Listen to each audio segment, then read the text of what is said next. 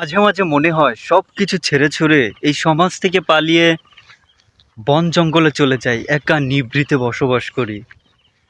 জীবনটাকে কেন জানি জটিল করে ফেলেছি। নিজের নামের শেষে সিটার বাটপার সব কিছু যোগ হয়ে গেছে। কেন জানি সবার থেকে পিছিয়ে পড়েছি। কোনোদিন কখনো বাবা মা বলেনি যে তার সন্তানের ফিউচার কি। কখনো বাবা মার থেকে আশাও করিনি যে তারা আমাকে কিছু করে দিবে, কারণ আমি এটাতে বিশ্বাসী না। এই পৃথিবীতে সবাই সবার রিজিক নিয়ে আসে। কিন্তু একটা জিনিস এক্সপেক্ট করতাম যে আচ্ছা, বাবা মা তো বলতে পারে যে আমার ছেলেটা কি কি করতেছে বা কোথায় যাচ্ছে, সে কেমন আছে,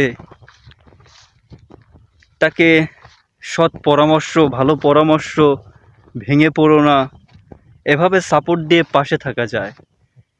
এই সকল কিছু আমার কপালে জোটেনি। ছোটবেলা থেকে এমনভাবে বড় হয়েছি যেন একটা মৃত্যু কূপের মধ্যে।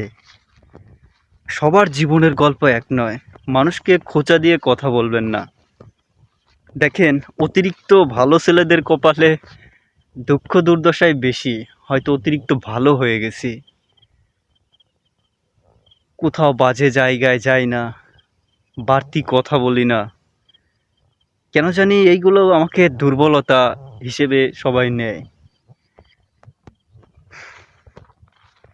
নামের শেষে আসলেই বাটপার সিটার যোগ হয়ে গেছে।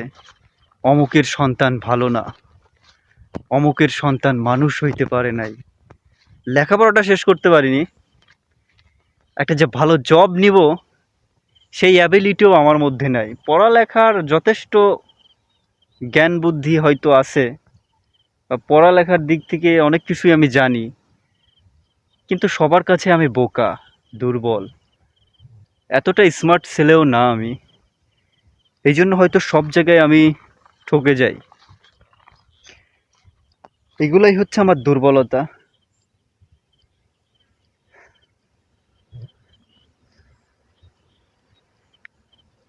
যাই হোক, জীবনটা কোনো না কোনোভাবে চলেই যাবে। সবসময় ভাবতাম যে ঢাকা শহরে চলে যাব, ঢাকা শহরে গিয়ে চাকরি করব। একা একা আমি ঢাকা শহরে গিয়ে কি করব? আমার সবসময় মাথার মধ্যে ঘুরপাক খায়, আমি যদি 15,000 টাকা বেতন পাই, আমার বাসা ভাড়া, থাকা, খাওয়া, হাত খরচ কয় টাকা মাস শেষে থাকবে? আমি মাঝে মাঝে এই চিন্তায় পড়ে যাই। আবার গ্রামে আছি, গরু ছাগল এগুলো পালতেছি, মানুষ ভালো চোখে দেখে না। ভাঙা ঘরে থাকি, বিভিন্ন প্রবলেম, হ্যাঁ, এই প্রবলেম আমি মাথায় নিতে পারতেছি না। এরকম সমস্যার মধ্যে অনেকেই আছে আমার মতো। যাই হোক, মানুষকে কথার আঘাত দিয়ে মনে কষ্ট দিবেন না। একটা সময় না একটা সময় পরিস্থিতি বদলে যেতেও পারে। ভালো থাকুন, সুস্থ থাকুন। আসসালামু আলাইকুম।